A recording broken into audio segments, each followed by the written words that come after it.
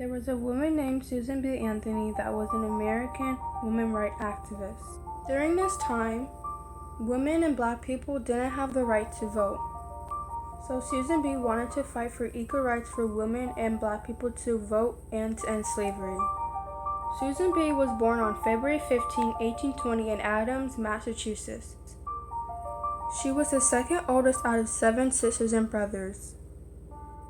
Her father, Daniel, worked as a cotton mill owner, and her mother, Lucy Anthony, grew up in a politically active family who worked to end slavery. At a young age, she and her family were raised as a Quaker.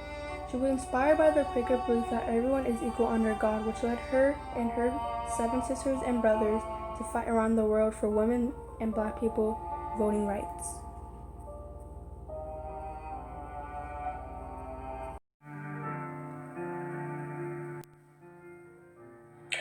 It was we, the people, not we, the white male citizens, nor yet we, the male citizens, but we, the whole people, who formed the Union, and we formed it not to give the blessings of liberty, but to secure them, not to the half of ourselves and the half of our posterity, but to the whole people, women as well as men. And it is a downright mockery to talk to women of their enjoyment of the blessings of liberty while they are denied the use of the only means of securing them provided by this Democratic Republican government, the ballot. After giving speeches around the world, Susan B. returned to her family where they moved to New York City in 1826, where she met William Lloyd Garrison and Frederick Douglass. All 3 of them wanted to do more to help end slavery. There she became an abolitionist activist. Many people made fun of her because it was impolite for a woman to be an abolitionist activist, but she wanted to fight for other people with equal rights, and she didn't care if she was punished for it. Susan B. was denied to speak at a temperance convention because she was a woman. She then realized that men wouldn't take women seriously unless they had the right to vote.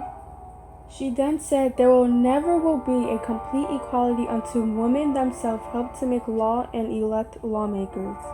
In 1851, Susan B. Anthony attended an anti-slavery conference when she met Elizabeth Cady Stanton. They both worked great together to manage the business affairs of the women's rights movement. They both collabed in the Women's State Temperance Society in 1852. Anthony also started petitions for women to have the right to own properties and to vote. She traveled a lot campaigning on the behalf of women.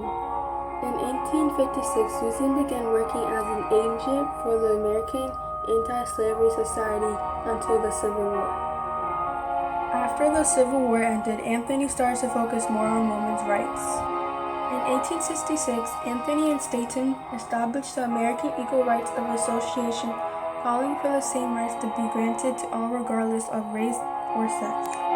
In 1872, Anthony got arrested for voting and was fined for $100, but she refused to pay.